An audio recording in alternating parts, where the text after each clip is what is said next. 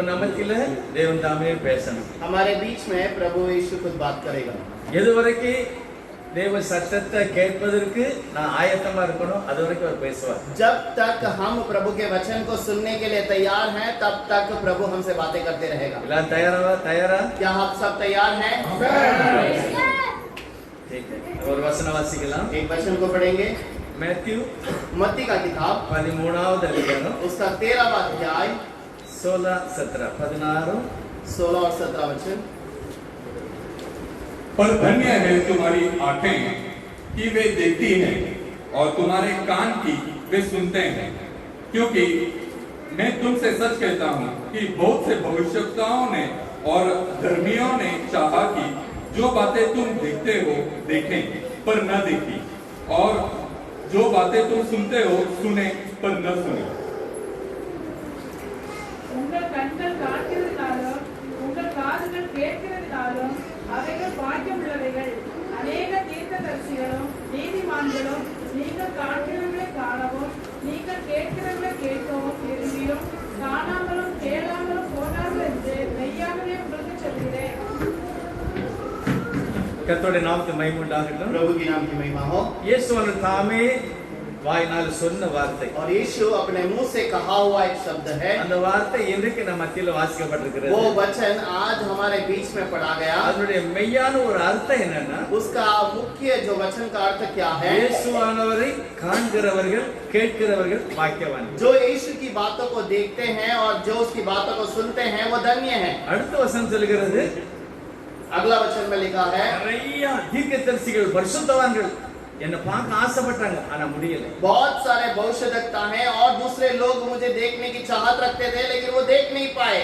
இயேசுவானவரை பார்க்கிறதுக்கு யாரெல்லாம் ஆசைப்பட்டது? यीशु को देखने के लिए कौन कौन इच्छा किया? நிறைய நீதிமான்கள், बहुत सारे धर्मी लोग, தீர்க்கதரிசிகள், भविष्यवक्ताएं, எத்தனையோ பேர் பார்க்க ஆசைப்பட்டார்கள். और भी बहुत सारे लोगों ने देखने की चाहत रखी, ஆனா அவர்கள் ஆசைப்பட்டது கிடைக்கல. लेकिन वो चाहने वाली बात उनको नहीं मिल पाई. ஒரு சிலருக்கு அந்த சான்ஸ் இல்ல, பரவாயில்ல. कुछ लोगों को वो मौका नहीं मिला, कोई बात नहीं. ஆனா சிலருக்கு அந்த சான்ஸ் இருந்தது, ஆனாலும் பார்க்கல. कुछ लोगों को मौका था, फिर भी उन्होंने वो देखने का चाहत नहीं रखा.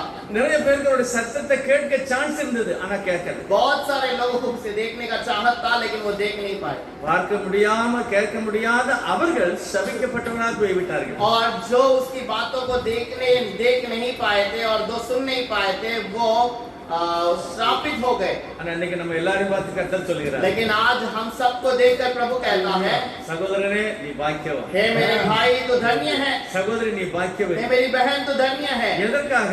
इसलिए இயேசு சொன்ன வார்த்தையை நான் கேட்கிறேன். और यीशु का कहा हुआ बात को मैं सुनता हूँ. அவரை பார்க்கவே இல்லை, நான் நம்பி வந்துட்டேன். और मैंने उसे देखा ही नहीं, लेकिन उसको भरोसा करके आता हूँ. ஆகவே நீங்க பாக்கியவான். मैं इसीलिए धन्य हूँ. கர்த்தருக்கு ஸ்தோத்திரம். प्रभु को धन्यवाद दो. ஒரு நிமிஷம் ஒரு சிறிய பல்லவி படிக்கலாம். एक छोटा सा गीत गाकर आरंभ करेंगे. रोज की रोटी हमारी आज हमको दे दे, रोज की रोटी हमारी आज हमको दे दे, जीवन की रोटी तू है, तू ही हमारा बल है, जीवन की रोटी तू है, तू ही हमारा बल है हमारे बाप तू जो आसमान में है, तेरा नाम माना जाए, तेरी बादशाहता है. यीशु கிறிஸ்து நாமத்தினால பிதாவே, यीशु के नाम से मांगते हैं. எங்களோடு பேசும். हमसे बातें कीजिए. இயேசு கிறிஸ்து நாமத்தில यीशु के नाम से. ஆமென். நாம் சொன்னது நீங்கள் பாக்கியவான். मैंने जो वचन कहा ये है, ये वचन अगर इस सभा को देखे तो तुम धन्य हो. முதலாவது யார் பாக்கியம் இல்லாம போயிட்டாங்களோ அவங்கள பத்தி பார்க்க போறோம். पहले हम देखेंगे कौन उसके योग्य नहीं ठहरा. அதுக்கு பிறகு பாக்கியமான ஜனங்களை குறித்து பார்க்க போறோம். उसके बाद उसके लिए जो धन्य ठहराए गए हैं उनके बारे में देखेंगे. ஏசாயா தீர்க்கதரிசியின் புத்தகம் यशायाह भविष्यवक्ता का किताब 6வது அதிகாரம் 6वां अध्याय அதுல முதல் வசனத்தை வாசிக்கலாம். पहला वचन को पढ़ेंगे. உசியா ராஜா மரணமடைந்த வருஷத்தில் ஆண்டவர் உயரமும் உன்னதமான சிங்காசனத்தின் மேல் வீற்றிருக்க கண்டேன். அவருடைய வஸ்திர தொங்கலால் தேவாலயம் நிறைந்திருந்தது.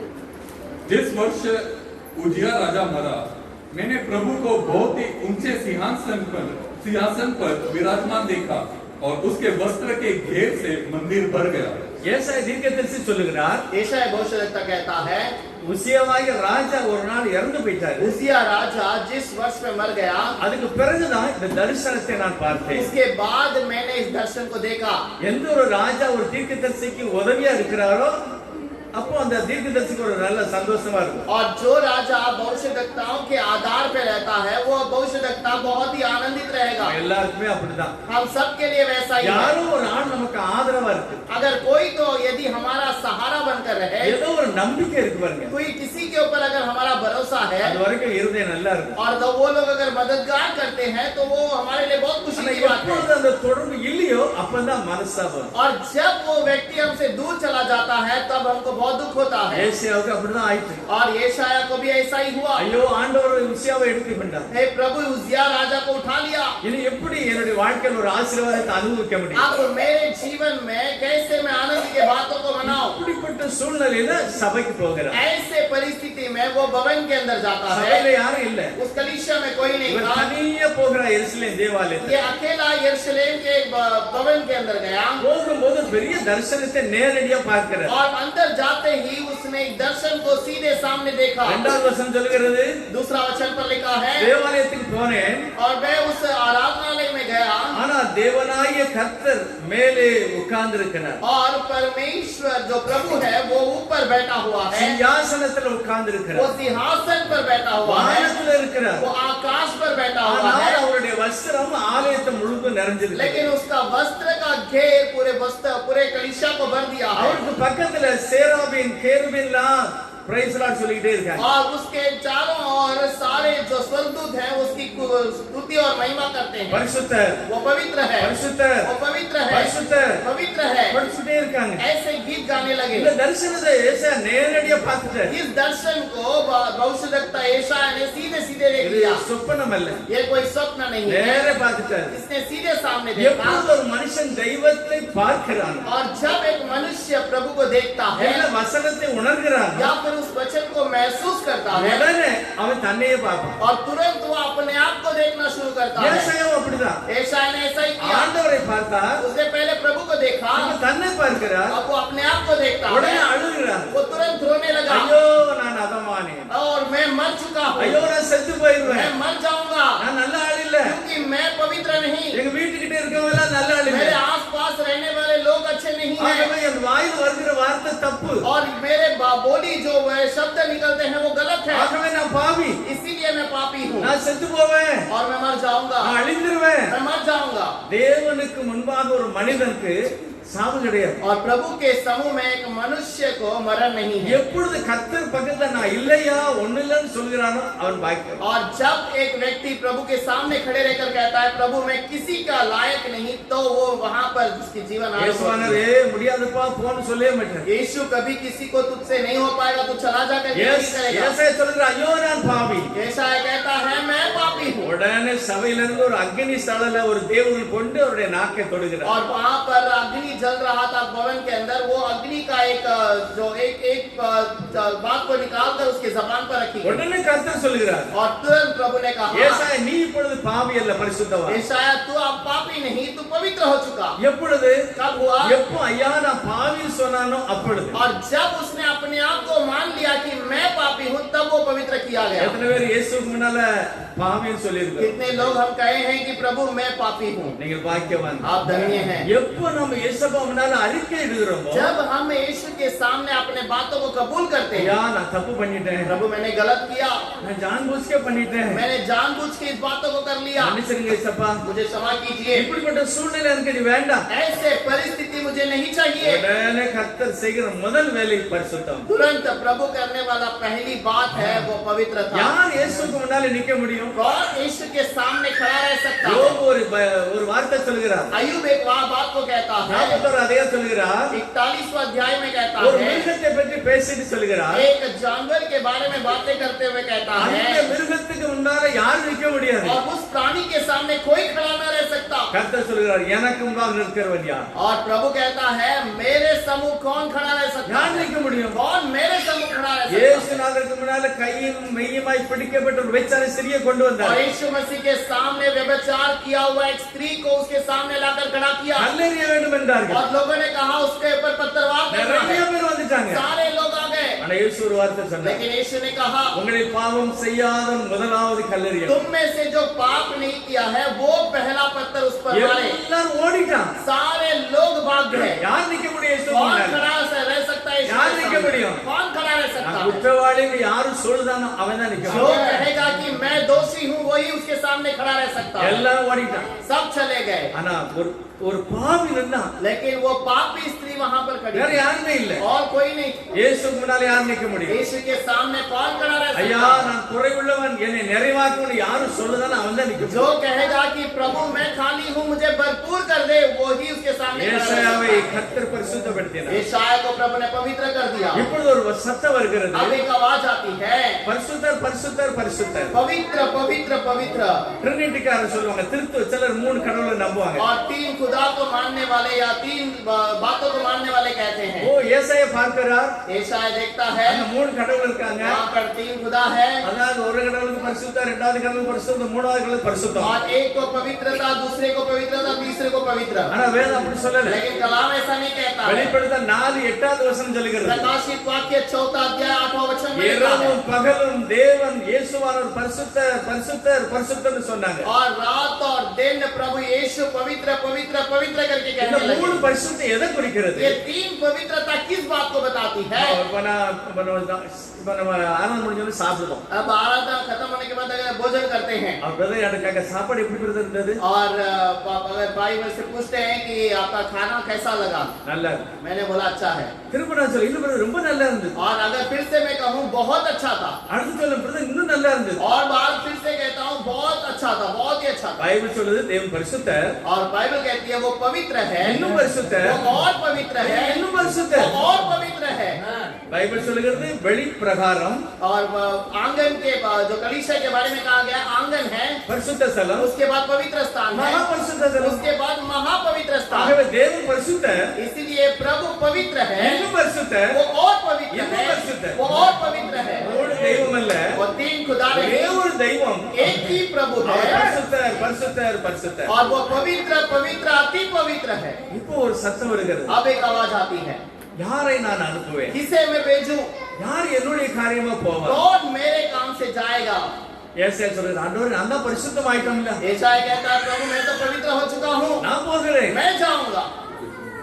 ஆனா விஷயத்தை தெரிஞ்சா ஏசாயா தலையிட்டு இருக்க மாட்டார். अगर पहले उसे बता होता कि क्या बात बताने के लिए जाना है तो वो पहले मना कर देता। எங்க போகணும், कहाँ जाना है, என்ன சொல்லணும், क्या बातें बतानी இந்த है। விஷயம் ஏசாய்க்கு தெரிஞ்சிருந்தா நான் வாரேன்னு சொல்லவே மாட்டார். अगर ये पहले उसे पता होता तो यशायाह बोलता मैं नहीं जाऊंगा। ஏசாய்க்கு தெரியாது. यशायाह को पता ही नहीं யார் போவா? कौन जाएगा। ஏசாய் சொல்ற நான் போகிறேன். यशायाह कहता मैं जाऊंगा। உடனே கர்த்தர் சொல்லுகிறார், प्रभु कहता है, அவர் என்ன சொல்லுற வாசிக்கலாம். उस वचन को पढ़ेंगे,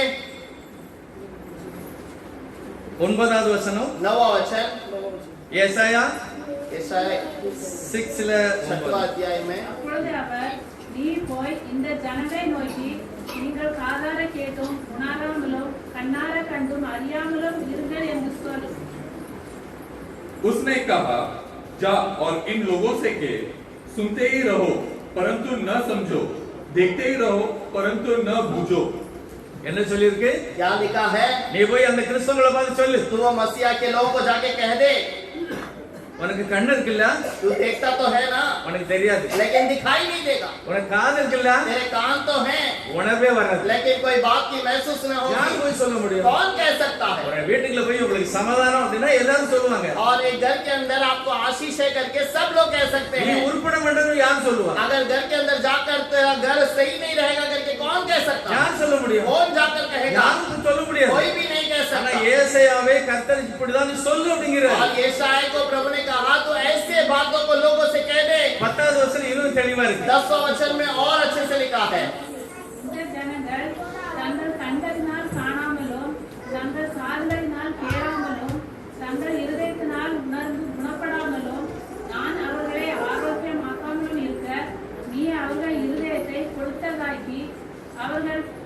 கண்களை மந்தப்படுத்தி அவர்கள் கண்களை மூடிப்போடு என்றார். तू इन लोगों के मन को मोटा और उनके कानों को भारी कर और उनकी आंखों को बंद कर, ऐसा न हो कि वे आंखों से देखे और कानों से सुने और मन से बूझे और मन फिराए और चंगे हो जाए. இது ஊழியமா? क्या ये एक सेवकाई है? तुम நீ நல்லாவே இருக்க மாட்ட. प्रभु कहने के लिए कहता है कि तू भला नहीं रहेगा, நீ கூட கண்ணு தெரியாம போயிடும். तू अंधा हो जाएगा, உன் காது செவிடாயிரும். तेरा कान बहरा हो जाएगा, உனக்கு உணர்வே இருக்காது. तेरा कोई महसूस कुछ बातों का असर न पड़ेगा. ஒரு வார்த்தையை ஸ்ட்ராங்கா போடுறாரு. एक बात को वो और नजदीक से कहता है, நான் உன்னை குணமாக்க மாட்டேன். मैं तुम्हें चंगा नहीं करूंगा. எப்படி ஐயா சொல்ல? ये बातों को मैं कैसे लोगों से कहूँ? ஏசை சொல்ற ஆண்டவர் எப்படி சொல்ல?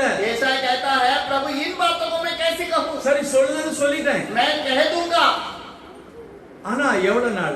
कितना समय तक इन बातों को இந்த कहना? வார்த்தை என்ன எவ்வளவு நாள் சொல்லணும்? ये प्रभु, ये कब तक मैं कहूँ? 11வது வசனம். 11वां वचन, அப்பொழுது நான், ஆண்டவரே, எதுவரைக்கும் என்று கேட்டேன். அதற்கு அவர், பட்டணங்கள் குடியில்லாமலும் வீடுகள் மனுஷர் சஞ்சாரம் இல்லாமலும் பாழாகி பூமி அவாந்தர வெளியாகி கர்த்தர் மனுஷரை தூரமாக விலக்குவதினால் தேசத்தின் நடு மையமும் முற்றிலும் வெறுமையாக்கப்படும் வரைக்குமே. तब मैंने पूछा, हे प्रभु, कब तक?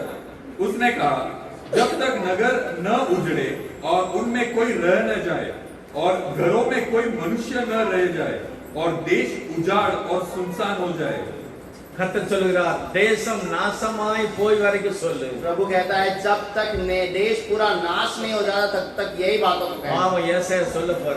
ऐसा है, इन बातों को कहने के लिए நடந்து कहा. முடிஞ்சிட்டு. ये बातें हो चुकी है. யார் சொல்லுகிறது? कौन कह रहा है? ராஜா சொல்லுகிறார். राजा कह रहा है. இந்த ராஜா और ये राजा மனுஷனாக பிறக்கிறார். मनुष्य के रूप में जन्म लेकर आया.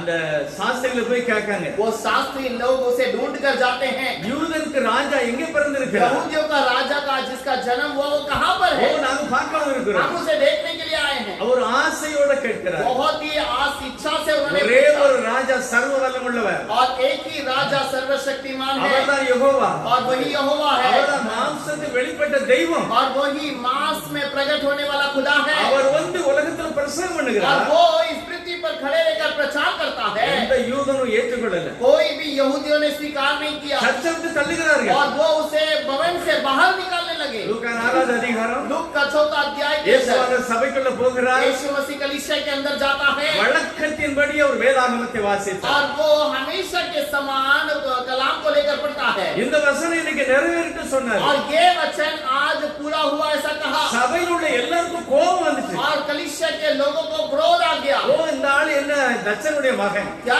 ये तो एक जो सुतार का लड़का है. இவர் என்ன பெரிய வேலை செய்வார்? क्या ये बड़ा कार्य कैसे कर सकता அவர் है? ஏசாயா எடுத்து வாசிக்கிறாரு. और वो ये शायद की किताब को लेकर पढ़ा. நான் குருடருடைய கண்களை திறப்பேன். मैं अंधे की आंखों को खोलता हूँ. கட்டுண்டவர்களை जो விடுதலையாக்குவேன். बंधन में है उसके बंधन को खोलता हूँ. கட்டப்பட்டவனை விடுதலையாக்குவேன். और बंदी गृह में रहने वालों को छुटकारा देता हूँ. குஷ்டரோகியை சுகமாக்குவேன். और कोढ़ को मैं चंगा करता हूँ. செத்தவனை எழுப்புவேன். मरे हुए को जिलाता ஓ हूँ. இது நடந்துச்சு. ये बातें आज पूरी हुई. இன்னைக்கு நடக்க போகுது. आज ये पूरा होने वाला है. எல்லாரும் பார்த்தாங்க.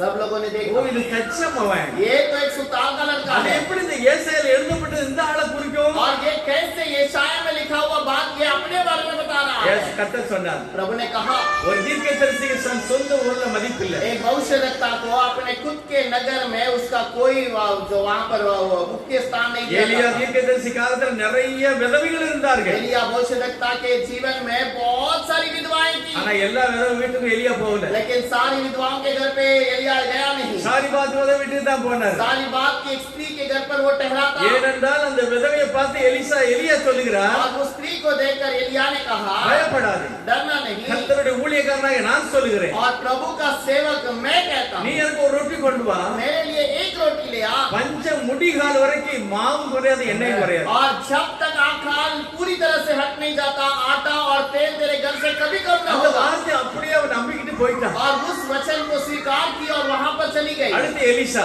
उसके बाद एलिशा.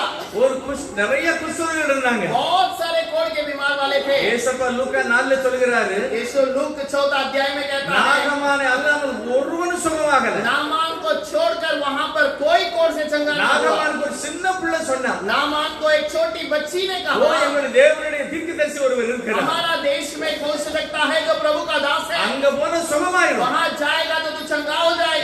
என்ன சொல்லுகிறார்? यीशु ने क्या कहा? ஒரு சின்ன பிள்ளை ஒரு சுவிசேஷம் एक சொல்லிச்சு. छोटी बच्ची ने एक सुसमाचार कहा। அவன் அப்படியே நம்பி வந்து वो சுகமாயிட்டான். भरोसा कर कर आया और चंगा हो गया। ஒரு விதவைட்ட தீர்க்கதரிசி சொல்லுகிறார், மாவு குறையாதம்மா, என்ன குறையாதுன்னு சொன்னாரு. और एक भविष्यवक्ता से उस सेवक ने कहा कि वहाँ पर रोटी और आटा और तेल कम ना होगा। அவன் அப்படியே நம்பிட்டான். उसने उसे भरोसा किया। நான் சொல்றது நம்ப வேண்டியா? मैं जो कहता हूँ क्या तू उसे भरोसा नहीं करता? உனக்கு விசுவாசம் இல்லையா? क्या तेरा कोई विश्वास नहीं? ஒரு ஆள் கூட எழுப்பி அப்பா எனக்கு சுகம் இல்ல ஜெபம்னு சொல்லல. एक भी व्यक्ति ने नहीं कहा कि प्रभु मुझे चंगा कर, मुझे चंगा எல்லாரும் कर। அவரை பிடிச்சு அப்படியே தள்ளிட்டு போறாங்க. सब लोग उसे धक्के मारकर कलीसिया से बाहर ले गए। உயிரோட வைக்க கூடாது. इसे वहाँ पर रखने का नहीं। இயேசுவை தள்ளிட்டு போறாங்க. यीशु को धक्का मार कर அந்த ले மலை गए மேல இருந்து தள்ளிரன்னு கூப்பிடுறாங்க. और उस पहाड़ के ऊपर ले जाकर उसे ऊपर से ढकेलना है இவர் சாவடிக்கணும். और इसे मार डालना है। சர்ச்சுக்குள்ள कलीसिया के अंदर ये बात हुई। ஏசாயா சொல்லுகிறார், यशायाह कहता है கண்ணிருந்து காணாது, वो आंख रहेगा तो भी देखेंगे नहीं, காதிலிருந்து கேளாது. कान तो है लेकिन वो समझ नहीं இயேசு पाएंगे। ராஜா மனுஷனா வந்திருக்கிறார். यीशु राजाओं का राजा मनुष्य के रूप में आया। நான் உன்னை ஆசீர்வதிப்பேன்னு சொல்லுகிறார். मैं तुम्हें आशीष करूंगा करके कहा, சுகமாக்குறேன்னு சொல்லுகிறார். चंगाई करूंगा करके कहा। ஒருவன் கூட வரல. कोई नहीं आया। அவரை கொலை செய்ய பார்த்தாங்க. उसे मारने के लिए वहां पर आ ஆனா गए। இயேசுவானவர் அப்படி கடந்து போய்விட்டார். यीशु उनके सामने से हट गया। இத பற்றி ஒரு பைபிள் ஸ்டடி நான் கேட்டிருக்கிறேன். बहुत साल के पहले मैंने एक बाइबल स्टडी में इन बातों को कहा। 18 வயசு எனக்கு. करीब मेरा 18 साल का जब उम्र पे ஒரு மலையாள பாஸ்டர் வந்து இத பைபிள் ஸ்டடி நடத்தார். एक केरल के पास्टर ने आकर इस बातों के बारे में बाइबल स्टडी चला रहे थे। இயேசுவான அந்த பாஸ்டர் முதல்ல சொல்வார், वो पास्टर पहले से कहते हैं யாராவது பிரசங்கம் பண்ணியாச்சுனா என்ன செய்ய கூடாது, இடையில பேச கூடாது. अगर कोई प्रचार करता है तो कोई बीच में बात नहीं करना। பிரசங்கம் முடிஞ்ச பிறகு பாஸ்டர் போய் கேட்கணும். अगर प्रचार खत्म हो जाता है तो वो सवाल पूछ सकते हो पास्टर जी से, பாஸ்டர் நீங்க சொன்ன பிரசங்கம் எனக்கு புரியல, पास्टर जी आपका प्रचार मुझे ठीक से समझ இல்ல नहीं आया, அந்த வசனம் நீங்க தப்பா பண்ணிட்டீங்க, आपने उस वचन को थोड़ा अलग प्रचार किया है, थोड़ा बताओ அப்படி சொல்லலாம். आप थोड़ा उसे समझा कर बताइए करके ஆனா पूछ सकते हैं। நான் உங்களுக்கு பிரசங்கம் பண்ணல, लेकिन अब मैं तुमको प्रचार नहीं कर रहा பைபிள் हूं, ஸ்டடி நடத்தேன். मैं तुम्हें बाइबल स्टडी कर रहा அதனால हूं। நீங்க இடையில எழுப்பி பாஸ்டர் ஒரு கேள்வின்னு சொல்லலாம். और तुरंत आप बीच में खड़े रहकर कह सकते हो प्रभु एक पास्टर जी एक सवाल है। அப்படி நேரத்துல நான் கை வைக்கிறேன். और वैसे समय पर मैंने वहां पर हाथ उठा लिया। பாஸ்டர் சொன்னாரு என்ன விஷயம் அப்படின்னா, पास्टर जी ने मुझसे पूछा क्या बात है। நான் சொன்ன இயேசு கிறிஸ்து எதுக்கு வந்திருக்கிறாரு? मैंने पूछा कि यीशु किस लिए आया था। சாவதான வந்திருக்கிறாரு, मरने के लिए तो आया था। கல்யாணம் கட்டி குடும்ப வாழ்க்கை வாழ வரல, वो शादी कर कर इस दुनिया में रहने के लिए तो नहीं आया, சாவதான वो வந்திருக்கிறாரு. मृत्यु के लिए ही तो इस धरती पे आया था। அப்ப தள்ளி விட்டா செத்து விட்டதானே, अब वहां से जब लोग ढकेल कर ले गए वहां पर मर जाना चाहिए था। எதுக்கு அவர் ஓடிட்டாரு? क्यों वहां से हट गया। உடனே பாஸ்டர் சொன்னாரு, पास्टर जी ने तुरंत कहा நல்ல கேள்வி, सवाल तो अच्छा है। இயேசுவானவர் எதுக்கு வந்தார் தெரியும் தம்பி? यीशु मसीह किस लिए इस पृथ्वी पर आया।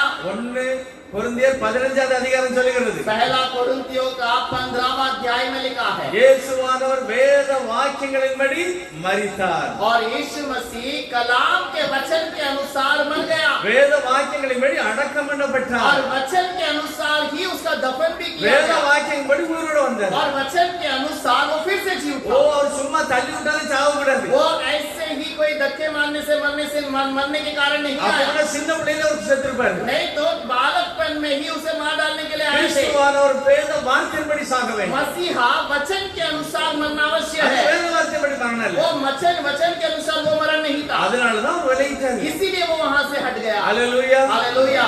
இயேசுவானவர் வேத வாக்கியங்களின்படி மரித்தார். यीशु मसीह वचन के अनुसार मर வேத गया வாக்கியங்களின்படி அடக்கம் और பண்ணப்பட்டார். वचन के अनुसार वो दफन किया வேத गया, வாக்கியங்களின்படி உயிரோட வந்தார். वचन के अनुसार ही वो जी भी उठा है। அடுத்து அவர் ஒரு வார்த்தை சொன்னார், उसके बाद उसने कहा தம்பி நீயும் வேத வாக்கியப்படி தான் சாகணும், और भाई तू भी वचन के अनुसार ही मरना चाहिए, அப்படின்னா நீ வரமாட்ட அப்படின்னு. नहीं तो तू स्वर्ग में नहीं जा सकता। அப்படி சொல்லி விட்டுட்டாரு. ऐसे खत्म। ஆனா இப்போ எனக்கு தெரிகிறது, अब मुझे समझ आया। ரோமர் 6வது அதிகாரம் சொல்லுகிறது, रोमियो का 6वां अध्याय में लिखा है கர்த்தராகிய இயேசுவின் நாமத்தில் ஞானஸ்நானம் எடுத்த நீங்கள் और मसीहा यीशु के अंदर बपतिस्मा लिए हुए तुम लोग அவரோடு கூட அடக்கம் பண்ணப்பட்டீர்கள். उसके साथ तुम्हारा दफन किया गया है। எப்போ நம்ம கிறிஸ்துக்குள்ள மரிக்கிறோம், और कब हमारा मरण हुआ मसीहा के अंदर, எப்போது இயேசுவின் நாமத்தில் பேப்டிசம் எடுக்கிறோமோ அப்பொழுது. जब यीशु के नाम से बपतिस्मा लेते हैं उस समय पर उसके साथ दफन किए जाते அதான் हैं। பவுல் சொல்கிறார், கிறிஸ்துவுக்குள் மரிக்கிறவர் முதலாவது எழுந்திருப்பார். वही पौलुस कहता है मसीहा के अंदर मरने वाला पहला जी उठता है। நம்ம அந்த கூட்டத்துல தான் இருக்கோம். हम उसी झुंड के अंदर हैं। ஹalleluya. हालेलुया। தேவன் நல்லவர். நல்லவர். प्रभु भला है।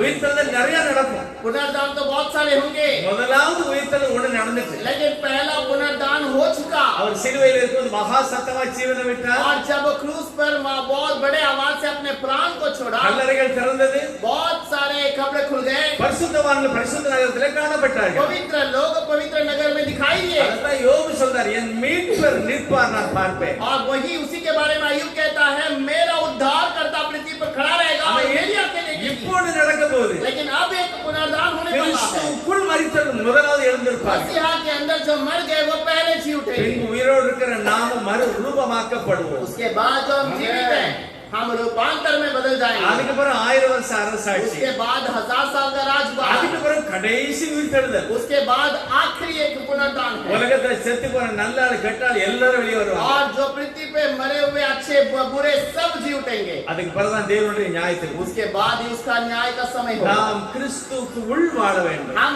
मसीहा के अंदर जीवन बिताना अवश्य है। தற்கொலை பண்ணினா நரகம் தான். अगर हम अपने आप को घात करते हैं, मर जाते हैं, तो वो नरक पे और ले जाएगा। சாசதை தூண்டுகிறார். वो शैतान उस बात को ले आता है। நாம் வாழ வேண்டும். हमें जीवित रहना है। வாழ்வதற்கு ஒரே வழி இயேசுதான். और वचन जीवित रहने का एक ही रास्ता है, वो मसीहा का है। சாவதுக்கு நிறைய வழி இருக்கு. और मरने के लिए तो बहुत रास्ते हैं। வாழ்வதற்கு ஒரே வழி सच्चाई में जीवित रहना एक ही रास्ता है, இயேசு ஒருவரே. केवल यीशु का रास्ता है।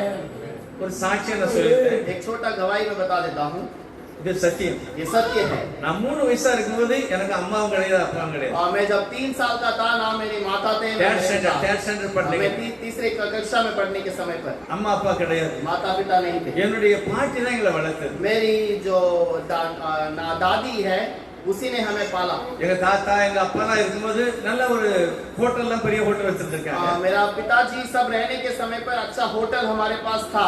ஆனா அப்படி இவங்க மரணத்துக்கு பிறகு ரொம்ப கஷ்டமாயிடுச்சு. और उनके मरण के बाद बहुत कंगालपन में आ गए சாப்பாட்டுக்கே வழி இல்ல. और कोई खाने का कोई उपाय नहीं था। இந்த 3ஆவது ஸ்டாண்டர்ட் படிக்கும்போது जब मैं तीसरी कक्षा में था, எங்க ஊர்ல ஒரு மாச்சிஸ் கம்பெனி ஸ்டார்ட் பண்ணாங்க. हमारे गांव में एक माचिस की कंपनी आरंभ किया। அந்த கம்பெனில நாங்க போய் வேலை செய்தோம். मैं उस कंपनी में माचिस के लिए काम करता था। ஒரு நாளைக்கு ஃபுல்லா வேலை செய்தா 35 பைசா கிடைக்கும். एक दिन पूरा काम करते हैं तो 35 रुपए पैसे मिलते थे। ஆமா அப்படிதான் வேலை கிடைக்கும். उस समय पे उतना ही पगार था। நான் எனக்கு ஒரு அண்ணன் 2 அக்கா और मैं, मेरा बड़ा भाई और मेरी 2 बहन है எனக்கு ஒரு தம்பி. और मेरा एक छोटा भाई भी है। எங்க பாட்டி இட்லி வர பாப்பாங்க. मेरी दादी जो है इडली बनाकर बेचती थी। சரியான சட்டை இல்ல, अच्छा कपड़े नहीं சரியான பேண்ட் ஆஃப் பேண்ட் கிடையாது. और हाफ पैंट भी अच्छा वाला नहीं है। ஆனா சர்ச்சு நாங்க தான் சுத்தம் பண்ணுவோம். लेकिन चर्च में साफ सफाई का काम हम ही करते அது हैं, என்னுடைய வேலை. तो वो हमारा काम।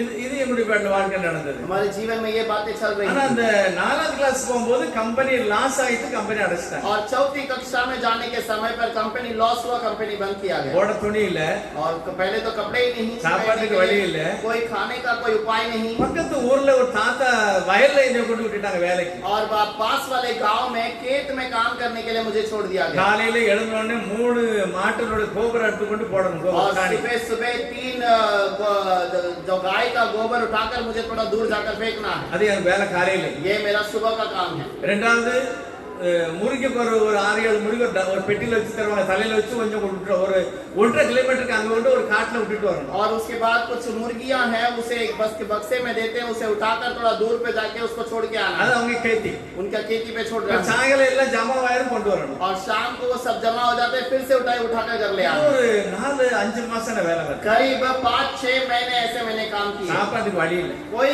काम का खाने का कोई उपाय नहीं। ஆனா அதுக்கு பிறகு நான் ஊருக்கு வந்துட்டேன். उसके बाद मैं गाँव आ गया। நேரடியா 4 கிளாஸ் இருந்து 5ஆவது போய் சேர்ந்தேன். मैं सीधा 5वीं कक्षा में स्कूल में चालू किया। ஏபிசிடி தெரியாது. मुझे ABCD भी नहीं आता। இப்படி படிப்பு சரியில்லாம இருக்கும்போது जब पढ़ाई सही नहीं था, சுரண்டையில ஜெர்மன் ஹாஸ்டல் ஆரம்பிச்சாங்க. और सुरंडई करके गांव में जर्मन हॉस्टल आरंभ किया। அங்க தாய் இல்ல தகப்பன் இல்ல ஃபர்ஸ்ட் இடம் கொடுத்தாங்க. वहाँ पर अगर किसी का माता पिता नहीं तो उनको पहला स्थान दिया ஆனா जाता है। இதுக்கு முந்தி ஒரு 2.5 வருஷம் எங்க மாமா வீட்ல எங்க அத்தை வீட்ல நான் ஆடு மேய்ச்சேன். और उसके पहले मैं अपने जो बुआ के घर पर थोड़े समय तक मैं वहाँ पर भेड़ बकरी चरा रहा था। 2.5 வருஷம்.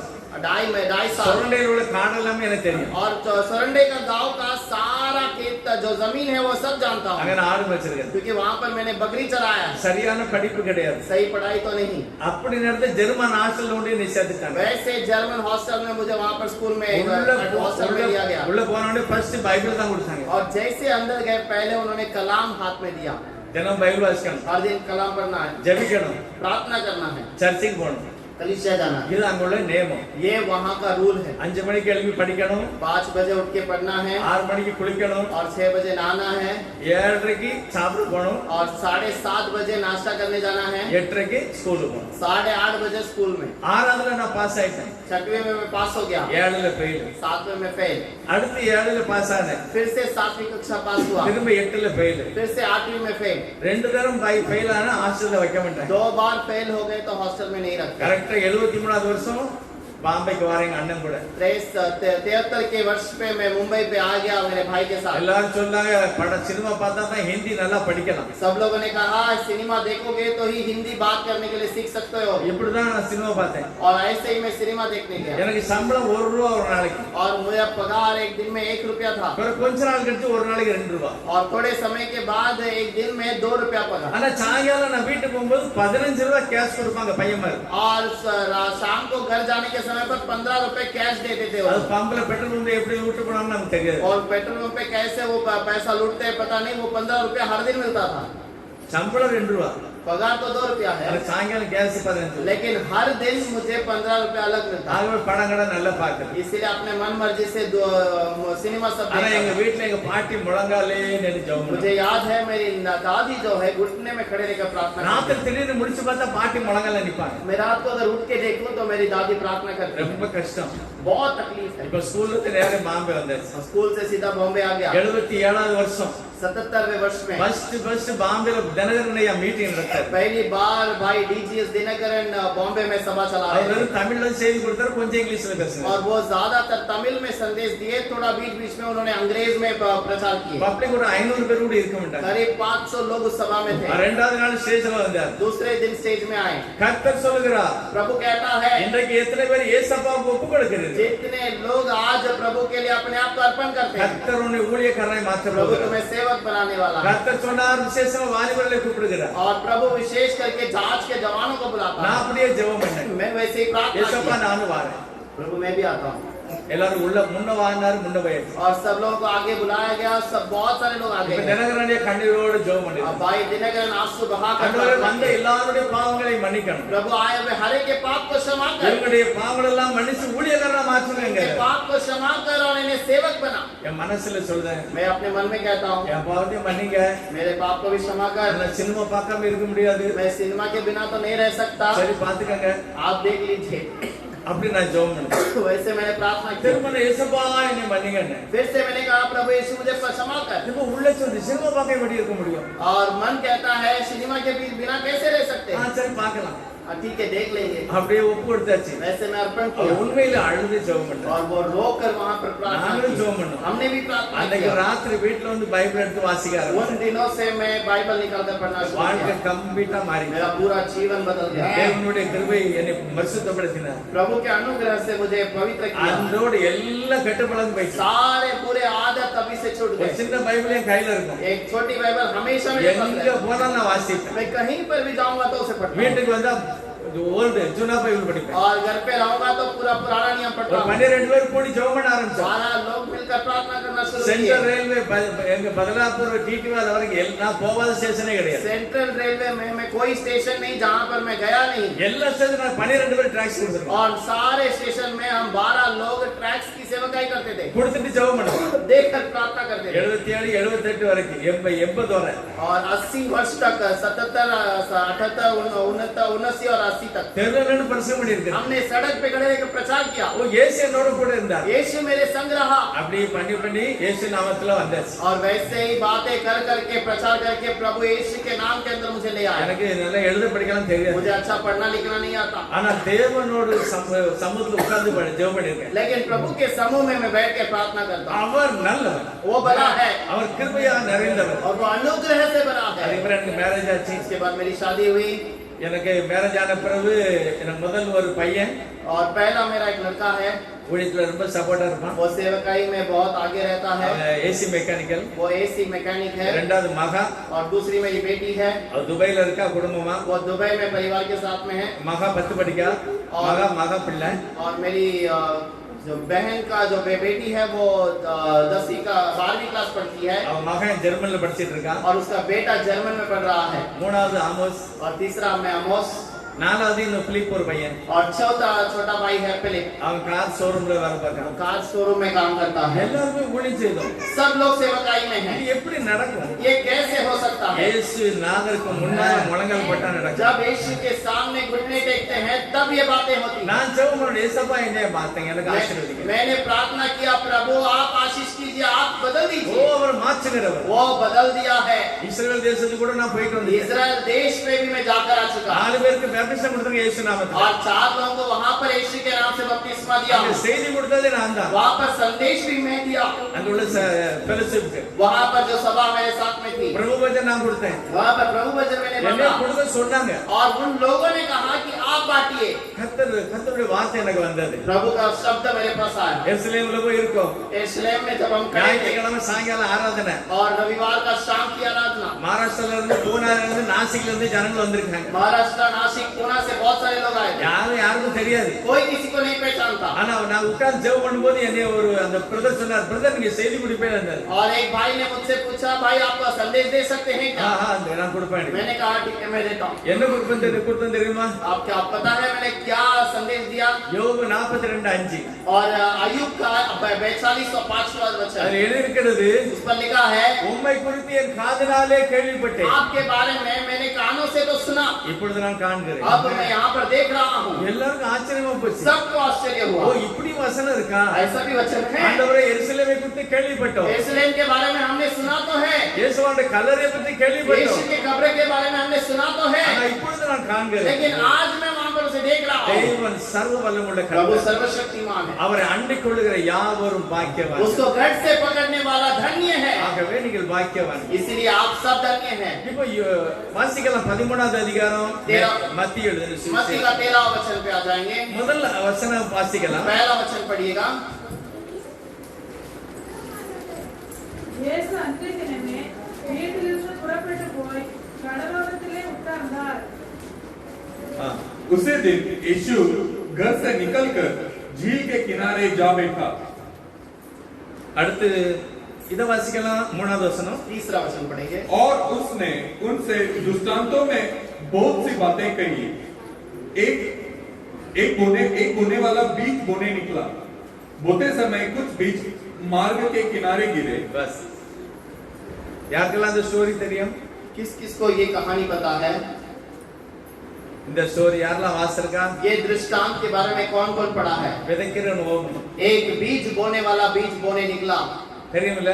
आप जानते हैं। சரி, இந்த ஸ்டோரியை கர்த்தர் சொல்லுகிறார். ये बोने वाले दृष्टांत को प्रभु कहता है, இயேசுவே சொல்லுகிறார். यीशु खुद कहता है। திடீர்னு ஒரு கேள்வி வருகிறது. अचानक एक सवाल उठा। 10வது வசனத்துல 10वां वचन, அப்பொழுது சீசர்கள் அவரிடத்தில் வந்து, चेलों ने पास आकर उसे कहा, ஏன் அவருடனே ஓமைகளாய் பேசுகிறீர்? तू लोगों से दृष्टांत में क्यों बातें करता है? ஐயா கொஞ்சம் நல்லா ஓபனா பேசுங்களேன். आप खुले में उन्हें सामने बता दीजिए। இது கதை மாதிரி யாருக்கும் புரியாது. क्यों ऐसे दृष्टांत बताते हैं, उन्हें समझ नहीं आती। அப்படின்னு சீசர்கள் சொல்றாங்க. ऐसे चेलों ने प्रभु से कहा। இயேசுப்பா என்ன பதில் சொல்றாரு यीशु பாருங்க. का उत्तर देखिए। 16வது வசனம். 11वां वचन, उसने उत्तर दिया, तुमको स्वर्ग के राज्य के भेदों की समझ दी गई है, पर उनको नहीं।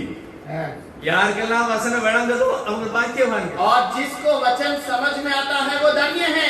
யாருக்கு விளங்கலையோ அவங்களுக்கு மோசம் தான். और जो समझ नहीं आता है उनके लिए वो बुराई है। அதனால தான் நான் கதை சொல்றேன். इसीलिए मैं दृष्टांत में कहता हूँ। வேதாகமத்திலே நிறைய காரியம் ஓபனா இல்ல. और कलाम के अंदर बहुत सारी बातें खुले में नहीं நான் बताई गई। முழங்கால நின்னு ஜெபம் பண்ணாதான் விளங்கும். जब मैं खुद घुटने में खड़े रह के प्रार्थना करूंगा तो वो पवित्र आत्मा मुझे सिखाएगा। இயேசுப்பா எனக்கு விளங்க செய்யுங்க. प्रभु मुझे समझने के लिए मदद कीजिए। வசனம் விளங்கிக்கிட்டு பாக்கியவான். वचन यदि समझ में आए तो धन्य की बात है। ஏனென்றால் விசுவாசம் தேவனுடைய வார்த்தையிலிருந்து क्योंकि வருகிறது. विश्वास प्रभु के वचन से आता है வசனம் வாசிக்கணும். और वचन पढ़ना है। வெளிப்படுத்த விசேஷம் சொல்கிறது. प्रकाशित वाक्य में लिखा है, இந்த புத்தகத்தை வாசிக்கிறவன் பாக்கியவான், इस पुस्तक को पढ़ने वाला धन्य है, கேட்கிறவன் பாக்கியவான், सुनने वाला धन्य है, அதன்படி நடக்கிறவன் उसके பாக்கியவான். अनुसार चलने वाला धन्य है। ஆனா இயேசுநாதர் சொல்கிறார், लेकिन यीशु कहता है, உங்களுக்கு விளங்கும்படி நான் பேசுகிறேன், मैं तुम्हें समझने के लिए इन बातों को बताता ஆனா हूँ, அவர்களுக்கு விளங்க. लेकिन वो बातें उन्हें समझ नहीं அடுத்து आएगी। சொல்கிறார், उसके आगे कहता है, உள்ளவன் எவனோ அவனுக்கு கொடுக்கப்படும், और जिसके पास है उसे दिया जाएगा பரிபூரணம் அடைவான். और वो परिपूर्ण होगा, இல்லாதவன் எவனோ அவனிடத்தில் உள்ளதை और எடுத்துக்கொள்ளப்படும். जिसके पास बहुत से हो जाएंगे और जिसके पास कुछ नहीं उससे वो भी छीन लिया जाएगा। இயேசுவர் சொல்கிறார், யாருக்கெல்லாம் என் மேல அன்பு இருக்கோ அவனுக்கு நான் இன்னும் சொல்லுவேன். और जिसके पास जो लोगों को मेरे ऊपर प्रेम है उनको मैं और सिखाऊंगा, யாருக்கு என் மேல பிரேம் இல்லையோ और जिसका मेरे ऊपर प्रेम नहीं है அவன்கிட்ட இருக்கிறதை நான் பிடிக்கிறேன். उसके बाद उसके पास जो बातें हैं उसे भी मैं ले लूंगा। அடுத்தவர் சொல்கிறார், उसके आगे कहता है, அவர்கள் கண்டும் காணாதவர்களாயும், वो देखे और अनदेखे हो जाते हैं, கேட்டும் கேளாதவர்களாயும், वो सुनते हैं लेकिन समझ नहीं आएगी உணர்ந்து கொள்ளாதவர்களாயும் और उन्हें कोई सूझता नहीं। இருக்கும்படியாக और ऐसे होने के लिए நான் ஊமைகளாய் பேசுகிறேன். मैं उनसे दृष्टांत में बातें करता हूँ। அதனால சொல்கிறது, 14 वचन में लिखा है, ஏசாயா தீர்க்கதரிசி அதை சொன்னார், और उस दिन ये शायद भविष्यवक्ता ने जो वचन कहा அதை இப்பொழுது वो நிறைவேறுகிறது. अभी पूरी होती है। நான் ராஜா. मैं राजा हूँ, யாருக்கு புரியல? किसी को समझ नहीं आया। யாருக்கு இயேசு ராஜான்னு புரிஞ்சுக்கிட்டா அவன் பாக்கியவான். किसको यीशु की राजा करके समझ लिया वो धन्य है। யூதர்கள் புரிய மாட்டாங்க. यहूदी नहीं समझ पाए, அதத்தான் முதலாவது ஏசாயா और சொல்லிட்டார், यही बात तो यशायाह ने पहले से कह दिया। அவர்கள் கண்டும் காணாதவர்களாய் இருப்பார்கள், और वो देखने पर भी अनदेखे हो जाएंगे, கேட்டும் கேளாதவர்களாய் இருப்பார்கள். सुनने के बाद भी उन्हें कोई समझ नहीं அது आएगी, சொன்னார், நான் அவர்களை ஆரோக்கியமாக்க மாட்டேங்கிறேன். और मैं उन्हें चंगा नहीं करूंगा। இயேசுவா தான் மெய்யான தெய்வம்னு நீங்க உணர்ந்தீங்கன்னா அது பாக்கியவான். और यीशु ही सच्चा खुदा करके यदि आपने जान लिया तो आप धन्य हैं, உண்மையில நீங்க பாக்கியவான். जरूर आप धन्य हैं। அவரும் அல்ல, அவரே சர்வ வல்லவர். और वो भी करके नहीं, केवल वो एक ही करके विश्वास करता है। நிறைய கடவுள், அதுல ஒரு கடவுள் இல்ல. बहुत सारे खुदाओं में वो एक खुदा नहीं, இயேசுவே தெய்வம். यीशु ही खुदा है, அவர்தான் சர்வ வல்லவர். वही सर्वशक्तिमान है। 1 தீமோத்தேயு 3:16 சொல்கிறது, पहला तीमुथियुस का पहला 16 में लिखा है, தேவ பக்திக்குரிய ரகசியம் மகா மேன்மை और உள்ளது. परमेश्वर का भक्ति का भेद बहुत ही महान है। தேவன் மாம்சத்தில் வெளிப்பட்டார், प्रभु वहां पर मांस में प्रकट हुआ, ஆவியிலே நீதி உள்ளவர் என்று விளங்கப்பட்டார், आत्मा में धर्मी ठहराया गया, புற ஜாதிகளிடத்தில் பிரசங்கிக்கப்பட்டார், अन्य जातियों के बीच में प्रचार किया गया, உலகத்திலே விசுவாசிக்கப்பட்டார், विश्वास दुनिया में प्रचार किया गया, மகிமையிலே ஏறெடுத்துக் கொள்ளப்பட்டார். महिमा में उठा लिया गया। இயேசுவானவர் யாரு? यीशु कौन है? காணப்படாத தெய்வம் காணக்கூடியவராய் மாறினார். अंधे का परमेश्वर वो दिखाई देने वाले मनुष्य के रूप में आया। பரிசுத்த ஆவி மரியாவுக்கு மேல நிழலிட்டது. जब पवित्र आत्मा मरियम के ऊपर रहा, பரிசுத்த ஆவி கர்ப்பத்தில் குழந்தையாய் பிறந்தது. और जब वो पवित्र आत्मा गर्भवती होकर उसको जन्म दिया गया, பிரசங்கி 11:5 எழுதியிருக்கிறது. सब उपदेशक का 5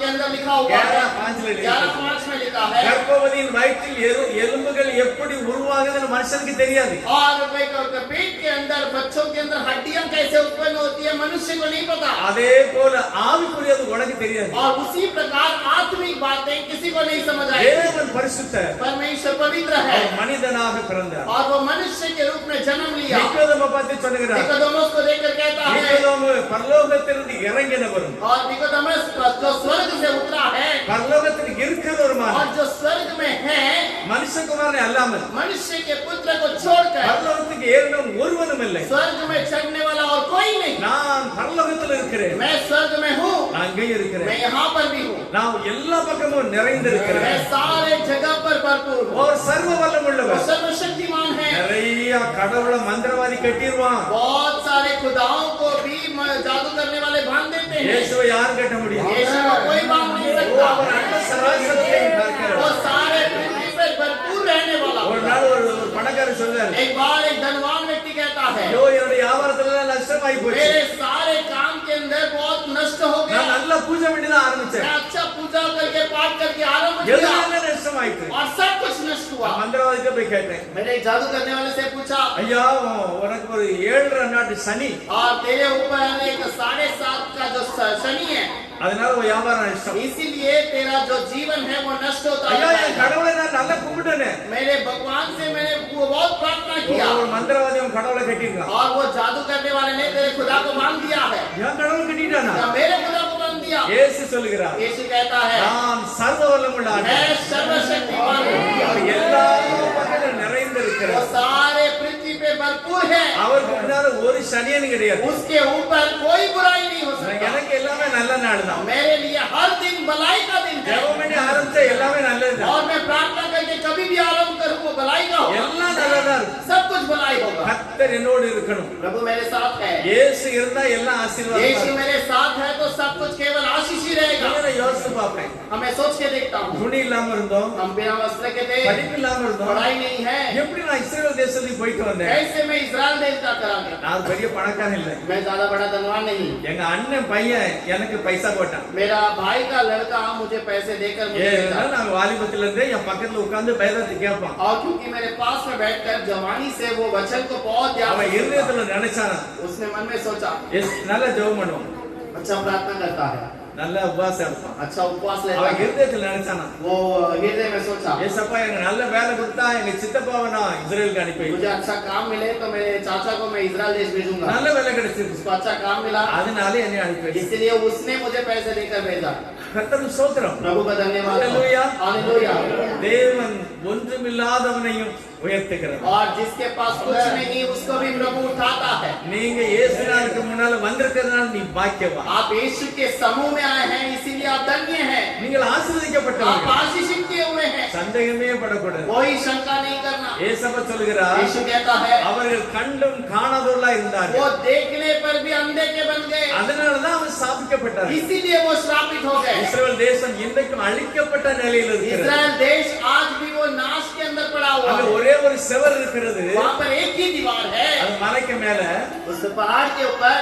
சாலமன் ராஜா கட்டின தேவாலயத்துல இப்ப மஸ்ஜித் இருக்கு. और सालोमन राजा ने जो भवन बनाया था प्रभु का, वहाँ पर उस स्थान पर मस्जिद है। கிபி 500வது நூற்றாண்டுல ஒரு ராஜா அதை உடைச்சு போட்டான். मसीहा के बाद 500 वर्ष में एक जो मसीहा को जो नहीं जानने वाला राजा ने तोड़ दिया। இயேசுநாதர் காலத்துக்கு பிறகு यीशु के मसीह के जो जीवन के बाद இயேசப்பா சொல்லுகிறார் यीशु कहता है, லூக்கால, लूक में कहता உன்னை है, சந்திக்கும் காலத்தை நீ அறியாமல் போறபடினா मैं जब तुझसे मुलाकात करने आया उस समय को तूने नहीं पहचाना। இந்த சபை ஒரு கல் மேல் ஒரு கல் இராதபடி இடிக்கப்படும். और ये भवन एक पत्थर के ऊपर दूसरे पत्थर न रहेंगे, तोड़ दिए जाएंगे। தேசம் அழிக்கப்படும். ये पूरा देश नाश किया जाएगा। அதுக்காக எனக்காக நீ அழாத. और इसीलिए तुम मेरे लिए मत रोना, உனக்கு உன் பிள்ளைக்கு அழு. तेरे लिए और अपने बच्चों के लिए रोना, மேசியாவை அடையாளம் காணாத யூதர்கள் क्योंकि तुम मसीहा को सही समय पर नहीं पहचाना। यहूदी है, உலகமெல்லாம் சிதறடிக்கப்பட்டார். दुनिया भर में यहूदी फैल गए। பாம்பேல எத்தனை லட்சம் இருக்கு தெரியுமா? बॉम्बे में कितना लाख लोग हैं बताएं।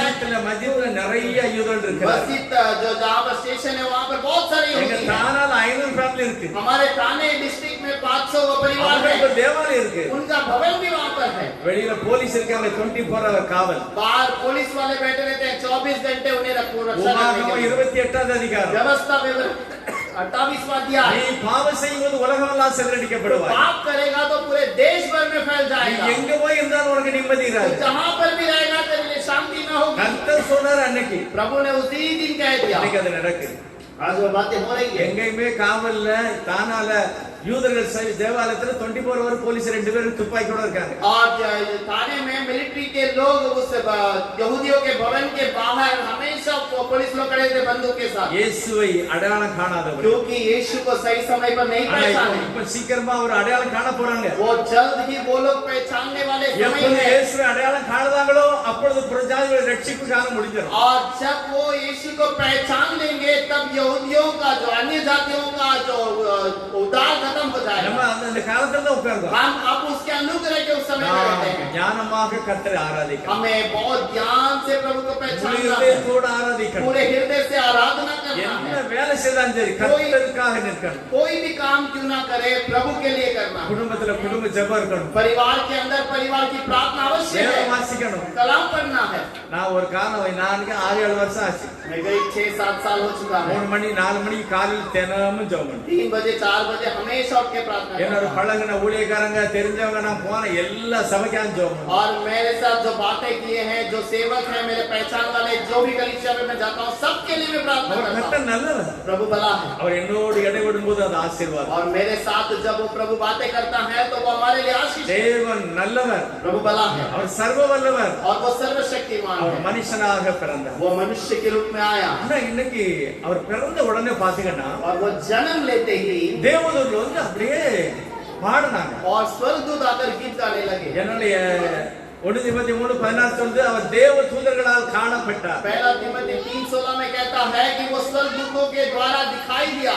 ஏசாயா 6ல சொல்லிருக்கு தேவதூதர்கள் செட்டைகளினால் கண்களை மூடினார்கள். और 6वां अध्याय यशायाह में लिखा है कि स्वर्गदूत अपने आंखों से अपने पंखों से आंखों को बंद किए, 2 செட்டைகளால் கால்களை மூடினார்கள். 2 पंखों से पैरों को ढके हैं, 2 செட்டையால் பறந்து உன்னதத்திற்கு தேவன் பரிசுத்தர் பரிசுத்தர் பார்க்க முடியலனா. और 2 पंख से वो कहने लगे स्वर्ग का परमेश्वर धन्य है, पवित्र है, पवित्र है। தேவனை பார்க்க முடியல. क्योंकि प्रभु को वो देख नहीं ஆனா सकते थे। தேவன் மாம்சத்தில் வந்த பிறகுதான் लेकिन जब प्रभु मांस में प्रकट हुआ, தேவதூதர்களால் காணப்பட்டார். स्वर्गदूतों ने तभी उसे पहली बार देखा தேவதூதர்கள் அவரை தரிசித்தார்கள். और उसे दर्शन किए। அவர் உபவாசம் இருக்கும்போது वो उपवास करने के समय உபவாசம் पर முடிந்த உடனே और वो उपवास खत्म होने के बाद தேவதூதர்கள் பணிவிடை செய்தார்கள். और स्वर्गदूतों ने उसको मदद किया है। தேவன் நல்லவர். प्रभु भला है, நம்மளை கூட ரொம்ப நேசிக்கிறார். हमें भी प्रभु बहुत प्रेम करता है। ஆனா இயேசுவோட இருக்கிற ஒரு காரியம் ரொம்ப சந்தோஷமா இருக்கு. यीशु मसीह के बाद उसके बारे में एक बात है, அது தேவதூதர்களுக்கு ஒரு சந்தோஷம். स्वर्गदूतों के लिए आनंद की बात எனக்கு है। அது ரொம்ப அந்த வசனம் நல்லா சந்தோஷமா இருக்கு. அந்த मुझे வசனம் बहुत ही आनंद का बात लगता है जब उस वचन 1 को பேதுரு पढ़ता हूं। புத்தகம் முதல் அதிகாரம் पहला पत्रस का किताब पहला अध्याय, அதுல